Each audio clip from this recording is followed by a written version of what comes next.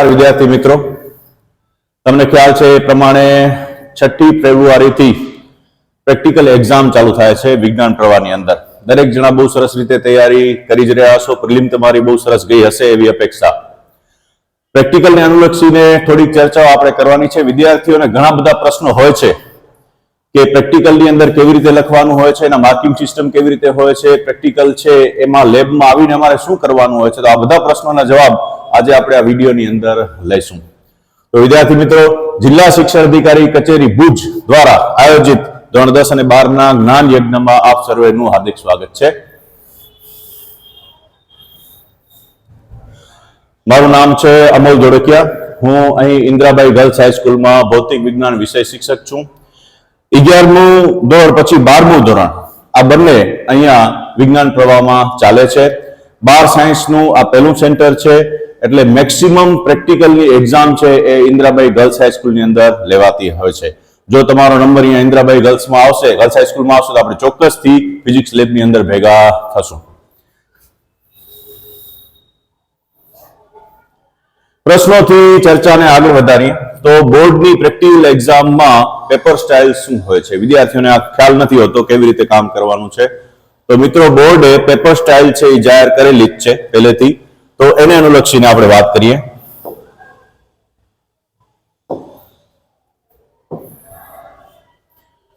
વિભાગ 1 માં કરાવેલ પ્રયોગમાંથી એક પ્રયોગ જેના કેટલા ગુણ હોય છે? 20 ગુણ. એટલે તમને પ્રેક્ટિકલ છે એ 2 કરવાના હોય છે, પ્રયોગ 1 અને પ્રયોગ 2, અને 2 વિભાગ હોય છે. એના વિશે હું તમને કહું. પણ એ 2 પ્રેક્ટિકલમાંથી એક પ્રેક્ટિકલ છે એના 20 ગુણ છે, બીજા પ્રેક્ટિકલ છે એના બીજા 20 ગુણ છે. એટલે ટોટલ કેટલા ગુણ થયા? 40. આના ઉપરાંત 6 ગુણ છે એ તમારા વાયવાના છે, એટલે કે ઓબ્જેક્ટિવના છે. તમે 2 ભાગ પાડો તો 20 + 3 20 + 3 એટલે 23 ગુણ છે એ એક પ્રેક્ટિકલના થાય, 23 ગુણ છે એ બીજા પ્રેક્ટિકલના થાય. 23 દૂ થશે 46. એમાં તમારે 4 માર્ક્સ તમારા જર્નલના ઉમેરવાના, પ્રયોગ પોથીના ઉમેરવાના, જે તમે આખું વર્ષ મહેનત કરીને લખેલી છે, પ્રમાણિત કરેલી હોવી જોઈએ, આગળ પ્રિન્સિપાલની સાઇન થયેલી હોવી જોઈએ, સ્કૂલનો સિક્કો મારેલો હોવો જોઈએ. આ પ્રેક્ટિકલ બુક તમારો પાસવર્ડ છે. પ્રેક્ટિકલ બુક છે તો તમને એક્ઝામમાં એન્ટ્રી મળે છે, પ્રેક્ટિકલ બુક નથી તો એક્ઝામમાં એન્ટ્રી મળતી નથી. એટલે પ્રેક્ટિકલ બુક સરસ રીતે પૂરી કરીને આવવાની. એના 4 માર્ક રોકડા તમને ઘરેથી મળે છે, બાકી દરેક પ્રેક્ટિકલના 23 માર્ક છે, અને એ રીતે આપણા 50 ગુણ છે એ પૂરા થતા હોય છે. બીજું, પ્રેક્ટિકલની અંદર ડિવિઝન કેવી રીતે કરેલું છે 20 ગુણનું? તો સૌથી પહેલા પ્રયોગના સાધનોની યોગ્ય ગોઠવણી, પ્રયોગ પદ્ધતિ અને જે પરિપથ તમે દોરો છો એ બધી વસ્તુ થઈને ટોટલ 6 માર્ક્સ છે. રાઈટ? મોટા ભાગે અમે અહીંયા પ્રયોગના સાધનો છે ગોઠવીને આપીએ છીએ, સર્કિટ જોડીને આપીએ છીએ. રાઈટ? પણ તમે જે રીતે એના સાથે કામ લ્યો છો, જે રીતે તમે પરિપથ છે એ ચેક કરો છો જઈને, અને જે રીતે પરિપથ તમે તમારી આન્સર શીટની અંદર દોરો છો એ પ્રમાણે અમે 6 માર્ક્સ છે મૂકીએ છીએ. એના સાથે વાત આવે છે અવલોકન કોઠો અને યોગ્ય એકમ સાથે અવલોકનો નોંધવા. આના ટોટલ 7 ગુણ છે. એટલે મેક્સિમમ ગુણ એ છે કે તમે સાધનની પાસે ઉભો છો, પ્રેક્ટિકલ કરો છો, અવલોકનોને અવલોકન કોઠામાં નોંધો છો. અવલોકનો કેવી રીતે લ્યો છો એ મેથડના 7 ગુણ છે.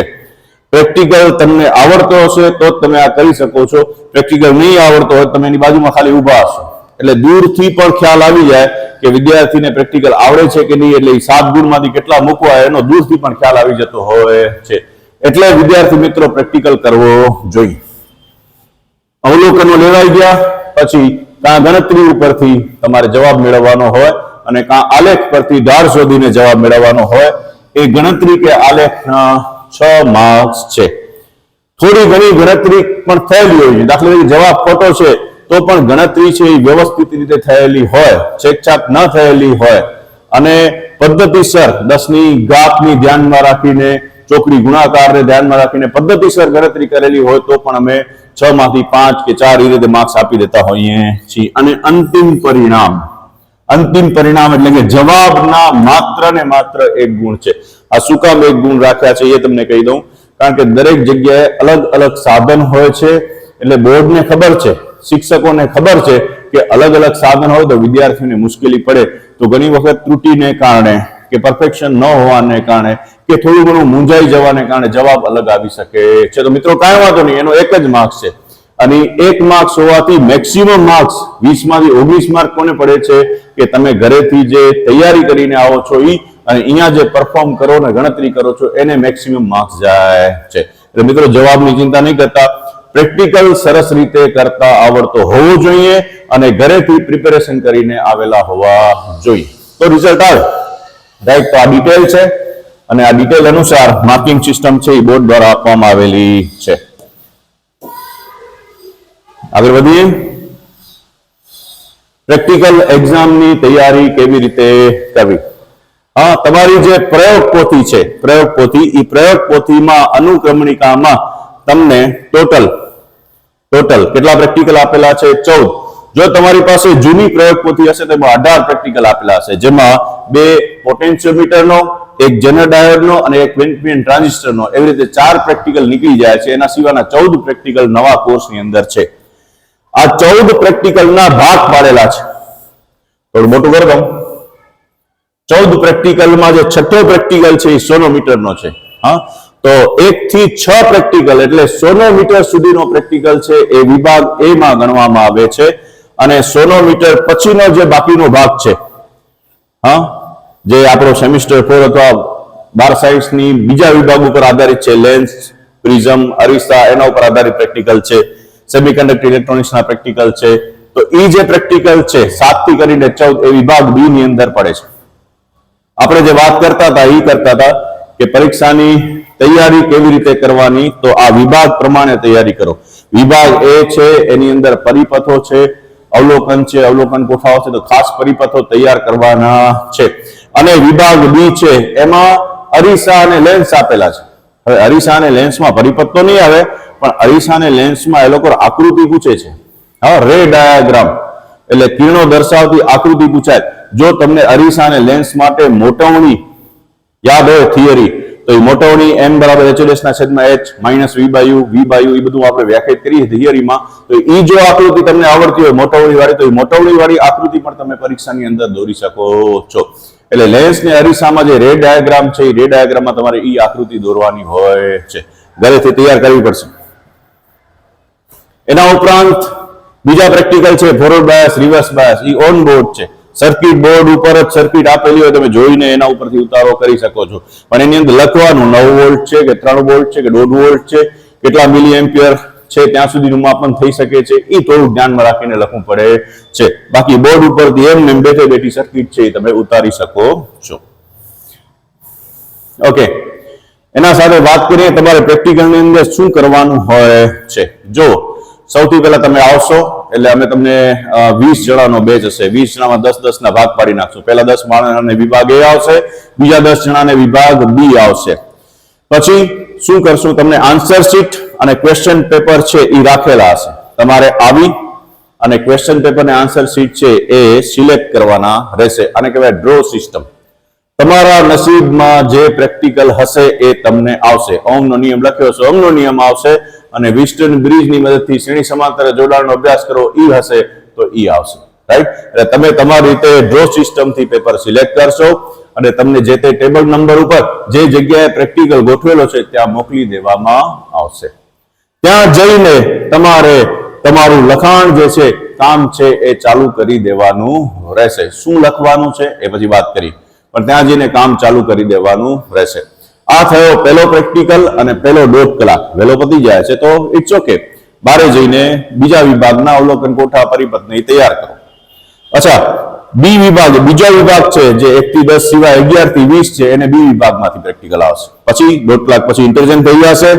વિભાગ A વાળા છે એ 11 થી કરીને 20 હશે અને વિભાગ B છે એમાંથી 1 થી 10 માંથી પ્રેક્ટિકલ આવશે. રાઈટ, તો એ રીતે ફરીથી પ્રેક્ટિકલ લખવાનું, ફરીથી ડ્રો સિસ્ટમથી ખેંચવાનું, ફરી અંદર જઈને જે તે જગ્યાએ ટેબલ નંબર ઉપર ઉભા રહેવાનું અને કામ તમારું ચાલુ કરી દેવાનું.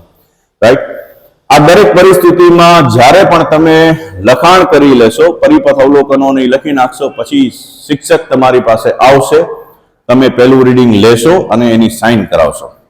આ સૌથી મહત્વની વસ્તુ આપણે કહીએ ને, મેથડના 7 માર્ક છે, હા, તો એ 7 માર્ક આ છે. તમે પહેલી વાર સાઇન કરાવો છો કે નહીં?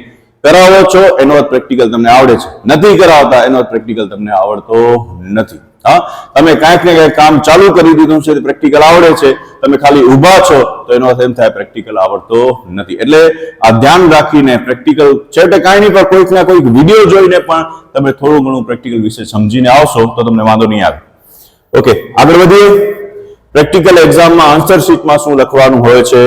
તો જે તમને પ્રયોગ પોથીમાં આપેલું છે જે મેથડથી એ જ વસ્તુ લખવાની હોય છે. નવું કાંઈ નથી. શું લખવાનું હોય છે? તો કે નંબર 1 હેતુ. પેલા હેતુ લખશું, પણ હેતુ તમે જે ક્વેશ્ચન પેપર ડ્રો સિસ્ટમથી ખેંચશો એની અંદર આપેલો હશે એ જ હેતુ તમારે અહીંયા લખવાનો હશે. હા, ઇંગ્લિશ મીડિયમ માટે એમ તમારે લખવાનું હશે. એના પછી સાધનો, જરૂરી સામગ્રી કે પદ્ધતિ લખવાની રહેતી નથી. એપરેટસ કે મેથડ એ લખવાના રહેતા નથી. ઓકે, તો એ બે વસ્તુ નીકળી જશે. હેતુ લખ્યા પછી ડાયરેક્ટ તમે પરિપથ ઉપર આવો છો. જો પરિપથ નહીં હોય તો રે ડાયાગ્રામ હશે, અને બે માંથી કાંઈ ન હોય તો બહુ સારું, સીધા જ અવલોકનો અને અવલોકન કોઠા ઉપર આવી શકો છો હેતુ પરથી. એટલે વિદ્યુત પરિપથ છે એ તમારે દોરવાનો રહેશે. એ પતી જાય પછી અવલોકન કોઠાની ઉપરનો ભાગ જે છે એને કહેવાય અવલોકનો. તમારે આ અવલોકનો લખવાના હશે. એ અવલોકનોમાં એકમોનું ધ્યાન રાખીને લખવાનું રહેશે. જેટલા અવલોકનો આવડતા હોય એ પ્રમાણે લખવાના. સામે સાધન પડ્યું છે, વોલ્ટમીટર, એમીટર, મિલી એમ્પિયરમાં છે, મિલી વોલ્ટમાં છે, શેમાં છે, એ બધી જ વસ્તુ અવલોકનોમાં આવી જશે. અને પછી આ છે અવલોકન કોઠો, જે પ્રેક્ટિકલ કરતી વખતે તમે આની અંદર નોંધ કરશો. એટલે અત્યાર સુધી ફરીથી એકવાર શું શું વાત થઈ? તો એક તો આવશે હેતુ. હેતુ આવી જશે. એના પછી દોરવાનું આવશે વિદ્યુત પરિપથ. એના પછી શું આવશે? અવલોકનો અને અવલોકન કોઠો. અવલોકન કોઠા પછી આવશે ત્યાં ગણતરી આવશે, અને જો આલેખ પરથી હોય તો આલેખ. જો મિત્રો આમાં છે ને બે સિસ્ટમ છે પ્રેક્ટિકલ પૂછવાની. પહેલી સિસ્ટમ છે તમને સૈદ્ધાંતિક રીતે જવાબ માંગેલો હોય. દાખલા તરીકે ઓહમનો નિયમ છે R = V/I, ગણતરી પરથી મોકલેલો હોય તો તમારે V/I ના રીડિંગ લો, 5 અવરોધ શોધો, 5 નો સરેરાશ કાઢો, એટલે R = R1 + R2 + R3 + R4 + R5/5. આ સરેરાશ કાઢીને જે જવાબ મેળવો છો એને કહેવાય સૈદ્ધાંતિક રીતે પ્રેક્ટિકલ કરેલો છે. બીજી જે ટેકનિક છે એ આલેખ પરથી. આલેખ પરથી તમારે ઢાળ શોધીને જવાબ મેળવવાનો છે. ΔV/ΔI શોધો, ઢાળ શોધો. V વિરુદ્ધ I નો આલેખ હોય તો ΔV/ΔI થાય. I વિરુદ્ધ V નો આલેખ હોય તો ΔI/ΔV થાય, તો 1/R થાય. હવે તો આ વિચારીને આલેખ દોરવાનો, આલેખમાં બધી વસ્તુઓ દર્શાવવાની, આલેખનો ઢાળ શોધવાનો અને ઢાળ પરથી અવરોધની ગણતરી કરવાની. બેમાંથી જે માંગ્યો એ પ્રમાણે હેતુ બરાબર રીતે વાંચવાનો. બંને સાથે ક્યારે નથી પૂછતા. કાં સૈદ્ધાંતિક રીતે પૂછાશે અને કાં આલેખની રીતે પૂછાશે. અને ફાઇનલી એ બધી વસ્તુ પરથી ત્રુટિની ગણતરી આવડતી હોય તોય ભલે, ના આવડતી હોય તોય ભલે. જો તમે પ્રેક્ટિકલ કર્યા છે અને આવડે છે તો મોસ્ટ વેલકમ, ખૂબ જ સારી બાબત છે. જો નથી આવડતું તો કાંઈ વાંધો નહીં. તમે ગણતરી પછી સીધા જ શેના ઉપર આવશો? પરિણામ ઉપર. અને પરિણામ લખતી વખતે ખાસ ધ્યાનમાં રાખજો, પરિણામમાં તમારે એકમ ખાસ લખવાનો છે, એકમ ભૂલાઈ જાય નહીં. રાઈટ? આ કામ તમારું પૂરું થયું. એટલે હેતુ, પછી પરિપથ, પછી અવલોકનો, અવલોકન કોઠો, ગણતરી, આલેખ હોય તો આલેખ, અને એના પછી પરિણામ. આટલી વસ્તુ તમારે તમારી આન્સર શીટમાં લખવાની છે, સારી રીતે, કોઈ પણ છેકછાક વગર. આન્સર શીટ એટલીસ્ટ વ્યવસ્થિત લખાયેલી હોવી જોઈએ. રાઈટ? તો આ મેથડ છે. હવે એક ખાસ બહુ જ મહત્વનો પ્રશ્ન, વિદ્યાર્થીઓને ઘણી વખત એવો પ્રશ્ન હોય છે કે અવલોકન કોઠો યાદ કેવી રીતે રાખવો? પરિપથ તો ભણવામાં આવી જતો હોય, અવલોકન કોઠો છે એ કેવી રીતે યાદ રાખવો? મિત્રો, છેલ્લો જવાબ જે મેળવવાનો હોય ને એના પરથી અવલોકન કોઠો યાદ રહે. દાખલા તરીકે તમારે મેળવવાનો છે અવરોધ. અહીંયા તો એકમ લંબાઈ દીઠ અવરોધ શોધવાનો છે, R/L. લંબાઈ તો તમે દોરીથી માપી લેશો. અવરોધ જે છે એ તમે કાં આલેખ પરથી મેળવશો અને કાં અવલોકન કોઠા પરથી મેળવશો.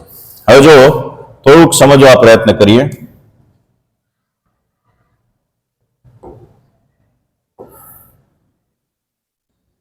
શું મેળવવાનું છે? સવાલ શું મેળવવાનું છે? તો કે અવરોધ. અવરોધનું સૂત્ર શું છે? તો કે R = V/I.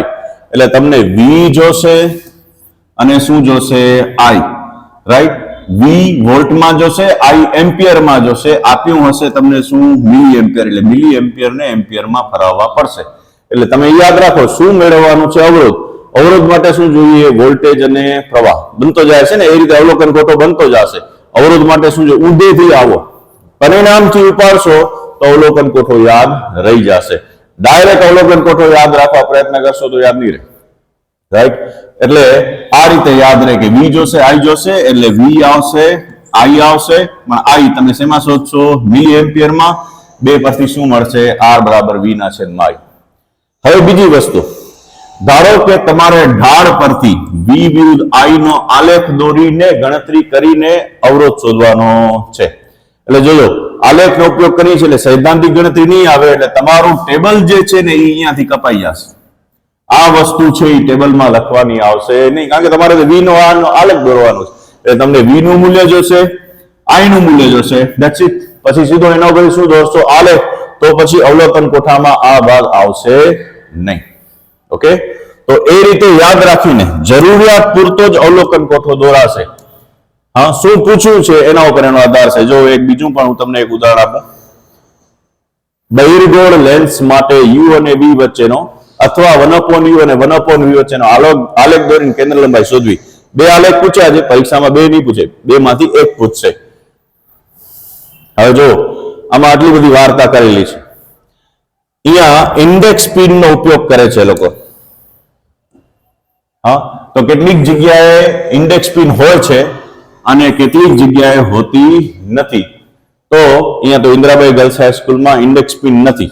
ઇન્ડેક્સ પિન નથી એને કારણે શું થાય છે કે તમારે જે યાદ રાખવાનું છે એ કેટલું આવે છે? ખાલી તો કે આટલું જ આવે છે.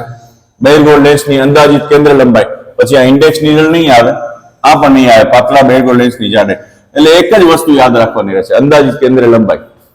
હા, જે આપણે સ્કેલ ઉપર લેન્સ ફરાવીને અંદાજિત કેન્દ્ર લંબાઈ શોધીએ છીએ, એક જ અવલોકન. બાકીના કોઈ અવલોકનો છે એ આવશે નહીં. પછી ઇન્ડેક્સ સ્પીડ ન હોય તો ટેબલ નાનું થઈ જશે. તમારે શોધવાનું શું છે? તમારે શોધવાનું શું છે? તો કે કેન્દ્ર લંબાઈ શોધવાની છે. કેન્દ્ર લંબાઈ શોધવા માટે તમારી પાસે સૂત્ર શું છે? 1/u plus 1/v is equal to 1/f. તો તમને 2 જ વસ્તુ જોઈએ, u અને v. બાકી ગણતરી પરથી તમે f શોધશો. તો u ને v ચેક કરો. u ક્યાં છે? અહીંયા. આ રહ્યું. v ક્યાં છે? અહીંયા. ઇન્ડેક્સ પિન ન હોવાથી આખું ટેબલ આવશે નહીં. u આવશે, v આવશે, ઇન્ડેક્સ પિન નથી એટલે આ પણ નીકળી જશે. u આવશે, v આવશે, 1/u આવશે, 1/v આવશે. f માં કિંમત મૂકીને u/u + v આવશે. હવે જો ધારો કે તમને સૈદ્ધાંતિક રીતે f પૂછે છે. પહેલી પરિસ્થિતિ, સૈદ્ધાંતિક રીતે f પૂછે છે તો u આવશે, v આવશે, 1/u 1/v નહીં આવે અને સીધી ગણતરી આવશે f. તો 3 જ વસ્તુ આવશે ટેબલની અંદર, બીજું કઈ આવશે નહીં. ધારો કે તમને u વિરુદ્ધ v નો આલેખ પૂછ્યો છે અને એના પરથી f શોધવાનો છે તો શું શું આવશે? તો કે u આવશે, v આવશે, પછી કાંઈ નહીં આવે, કારણ કે તમને u ને v તો મળી ગયા. u ને v નો આલેખ દોરવાનો છે ને પછી એના પરથી શોધવાનું છે. પછી એ જ રીતે 1/u ને 1/v નો આલેખ શોધવાનો હોય તો u આવે, v આવે, 1/u આવે, 1/v આવે, આ નહીં આવે, f નહીં આવે, કારણ કે 1/u 1/v મળી ગયા. હવે તમે આલેખ દોરો, આલેખ પરથી જવાબ મેળવો, રાઈટ? તો આ રીતનું હોય છે મિત્રો. અવલોકન કોઠા કે ગણતરી તમે ઊંધેથી યાદ રાખશો. તમારે શું મેળવવાનું છે એ સૂત્ર, અને એ સૂત્ર પરથી યાદ રાખશો તો તમને વાંધો આવશે નહીં.